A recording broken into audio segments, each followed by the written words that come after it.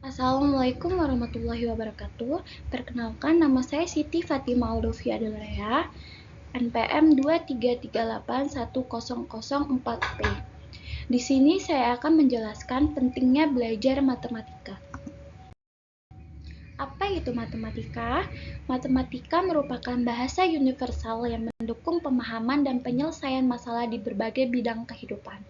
Belajar matematika tidak hanya penting dalam lingkup pendidikan, tetapi juga memiliki dampak positif pada perkembangan kognitif dan kemampuan pemecahan masalah individu. Pentingnya belajar matematika tidak hanya terbatas pada konteks akademis, tapi juga mencakup aplikasi praktis dalam kehidupan sehari-hari. Kemampuan untuk memahami konsep matematika membantu dalam pengelolaan keuangan, perencanaan waktu, dan pemecahan masalah sehari-hari. Selain itu, matematika memainkan peran sentral dalam perkembangan teknologi modern, kemajuan dalam ilmu komputer, kecerdasan buatan, dan berbagai bidang teknologi lainnya, didasarkan pada prinsip-prinsip matematika. Oleh karena itu, pemahaman matematika menjadi kunci untuk berpartisipasi secara efektif dalam masyarakat yang tergantung pada teknologi. Selanjutnya, pentingnya dan manfaat matematika dalam kehidupan sehari-hari. Yang pertama, pengembangan kemampuan berpikir logis. Matematika melibatkan pemecahan masalah, pemikiran kritis, dan logika. Matematika membantu mengembangkan kemampuan berpikir logis yang berguna dalam kehidupan sehari-hari dan dalam karir. Yang kedua, peningkatan kemampuan pemecahan masalah. Matematika melibatkan pemecahan masalah yang memerlukan pemikiran kreatif dan analitis. Yang ketiga, peningkatan kemampuan berhitung. Matematika membantu meningkatkan kemampuan berhitung termasuk penjumlahan, pengurangan, perkalian, dan pembagian. Kemampuan berhitung yang baik sangat penting dalam kehidupan sehari-hari, seperti dalam mengelola keuangan pribadi, berbelanja, atau menghitung waktu. Yang keempat adalah pemahaman konsep abstrak. Matematika melibatkan pemahaman konsep abstrak seperti pola, hubungan, dan simbol. Yang kelima, persiapan untuk karir. Matematika merupakan dasar penting dalam banyak bidang karir seperti ilmu pengetahuan, teknologi, teknik, keuangan, dan bisnis. Penguasaan matematika yang baik dapat membuka peluang karir yang lebih luas dan memberikan keunggulan kompetitif.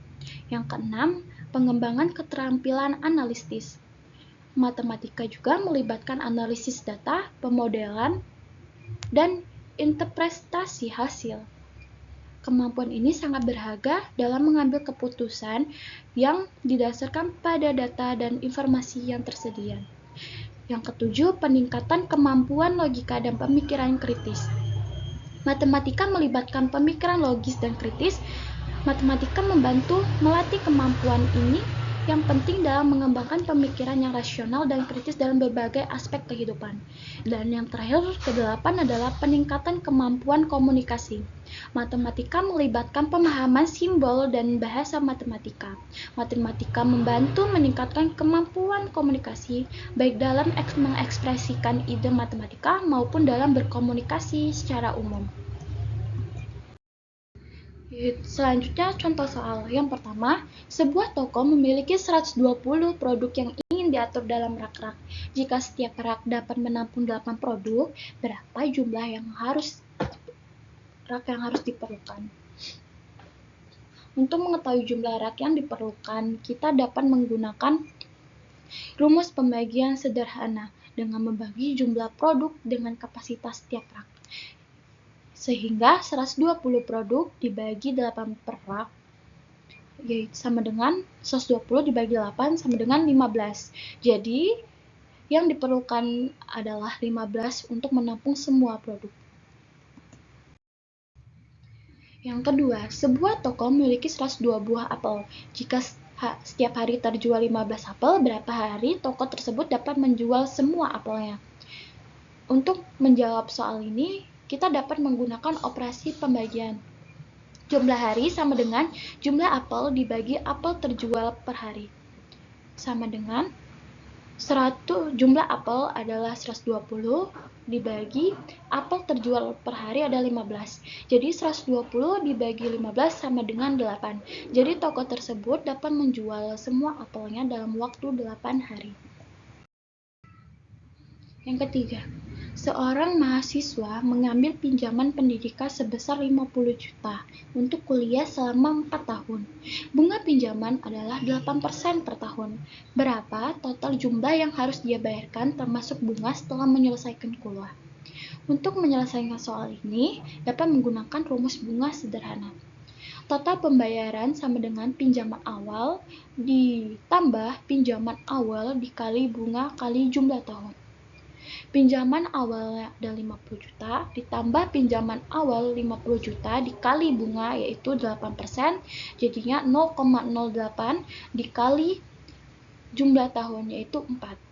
Jadi 50 juta ditambah 16 juta sama dengan 66 juta. Jadi total jumlah yang harus dibayarkan oleh mahasiswa tersebut setelah menyelesaikan kuliah adalah 66 juta. Yang terakhir, yang keempat, sebuah perusahaan memiliki 240 karyawan.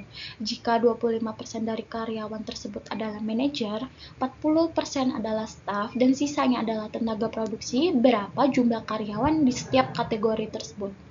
Untuk menyelesaikan soal ini, dapat menggunakan persentase dari jumlah karyawan total. Yang pertama, kita harus mencari jumlah manajer. Jumlah manajer sama dengan 25%, yaitu 0,25 dikali 240 sama dengan 60. Selanjutnya jumlah staf. Jumlah staf adalah 40%, jadinya 0,40 dikali 240 sama dengan 96. Selanjutnya mencari tenaga produksi. Kita harus mencari tenaga produksi yaitu dengan jumlah tenaga produksi sama dengan total karyawan dikurang jumlah manajer ditambah jumlah staf.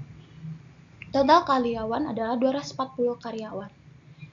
Dikurang 6 dari hasil jumlah manajer yaitu 60 ditambah jumlah staf yaitu 96 sama dengan 240 dikurang 60 tambah 96 sama dengan 84. Jadi perusahaan tersebut memiliki 60 manajer, 96 staf, dan 84 tenaga produksi.